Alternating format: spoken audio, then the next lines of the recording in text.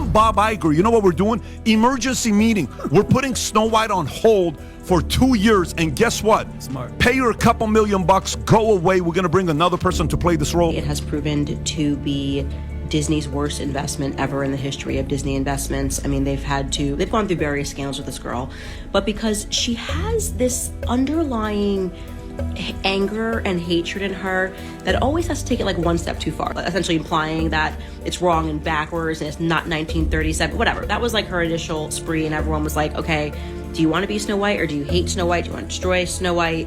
Trump wins, and Rachel decides to go on really just a psychopathic, demented rant. Okay, y'all, get ready because this one's messy. After months of backlash and viral chaos, Rachel Zegler finally broke her silence on the Snow White disaster, yet the live-action remake that fans slammed as woke and ruining childhoods. Before and after the film dropped, Rachel faced serious heat. Her interviews, called dismissive. Her tone, arrogant. Now, she's trying to clean it up, sounding all grateful and misunderstood. According to her, she never meant to disrespect the original. You had Rachel Zegler on the docket, too. I think actresses should be quiet. So, I understand why. Rachel's now all about praising Disney, calling the role an honor. But fans aren't buying it, especially after she dissed the idea of Snow White dreaming of love. That comment, still not forgiven. It's Snow White, mocked the fact that there was a prince and that she falls in love as opposed to leaning into her own power. We could go on. They postponed the release of this thing, Ben, for a year because it's their star, Rachel suddenly switched to full Disney princess mode, gushing about how grateful she was for the role. But fans weren't fooled. The box office was flopping, ticket sales were nosediving, and insiders claimed her team was scrambling to do damage control fast. And in a full meltdown about this girl for a couple of years now, and how they had her tweet out like a little, "Yay, Snow White, can't wait, so excited." Rumor has it her PR team told her to soften up. Act sweet, act nostalgic, act like she loved the original all along. But by then, the internet was already roasting her. Fans were comparing the beloved 1937 classic to what they were calling a modern train wreck. And got like millions of views, and they were like, "Good job, Rachel." And then she, like minutes later, followed it up with, "And never forget, free Palestine." This is just like a few months after. The old Snow White, pure romance and fairy tale magic. The prince mattered, but the remake shoved that all aside, pushing a message-heavy version that left fans wondering what happened to the heart of the story. Yes, Gal Gadot, whatever. Godot. I mean, what? Yeah. Wow. She's Jewish, and apparently this actually, all hell broke. That's when everything really unraveled. Viewers felt cheated. Instead of nostalgia and wonder, they got what felt like a lecture. And at the center of it all, Rachel. Fans said she didn't understand the role, or worse, didn't respect it. Now bragging about the success of Snow White, which is a movie that's going to lose hundreds of millions of dollars, and mainly because of her, and because nobody wanted to support her. That kind of attitude? It doesn't fly with Disney diehards. If Rachel couldn't show real passion for the original Snow White, how could she ever be trusted to bring it to life? Fans were outraged. They said she lacked heart, lacked respect, lacked everything that made Snow White beloved for nearly a century. Meanwhile, Disney tried to distract with glitzy promotions, especially around Gal Gadot's evil queen. But not even a glam villain could save this film from what was coming next. Then we did viewers in most of these theaters. And as you know, there were no dwarfs other than some CGI weird generated version of them. It's the old, it truly is go. The first glimpses looked promising. Sparkling costumes, rich sets, a fairy tale vibe. But the hype didn't last. The US release date had been locked in for ages, March 21, 2025. But by then, excitement had curdled into dread. Disney wasn't just reviving a story, they were reviving the very first feature-length animated film they ever made.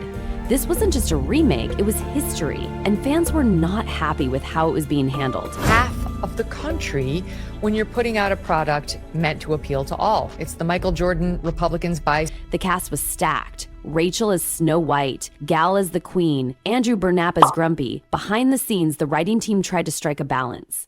Nostalgia meets modernity. Some fans were intrigued by the updated lens, others, not so much. Even the music was a hybrid. Benj Pasek and Justin Paul, Broadway giants tried blending old Disney magic with new songs, and while a few classic melodies stayed, a lot of it felt off. Every one of the 18 hours I am in this Snow White dress, I expect to get paid. If it's 18 hours, I want 18 hours of pay. I'm sure she got underpaid as a Disney lead actor. From the beginning, this wasn't meant to be a scene-for-scene remake. Everyone knew that.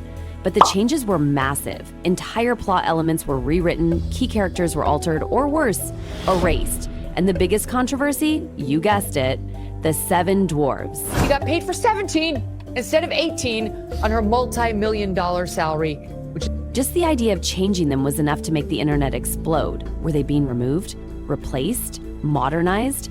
Fans were furious. The dwarfs weren't just background, they were everything. They added humor, soul, and heart. Taking them out, that was sacrilege.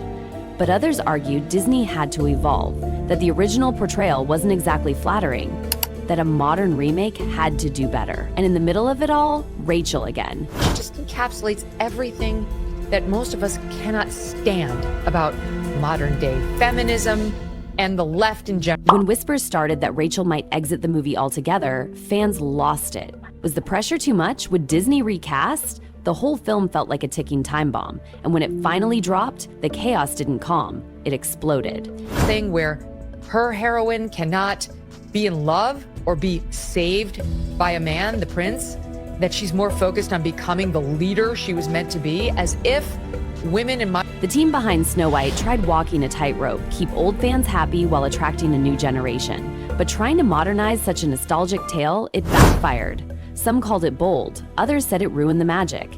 Either way, the tension was palpable. Cannot both be a leader as a female and fall in love and be rescued by a prince. Like, that's incongruous bullshit.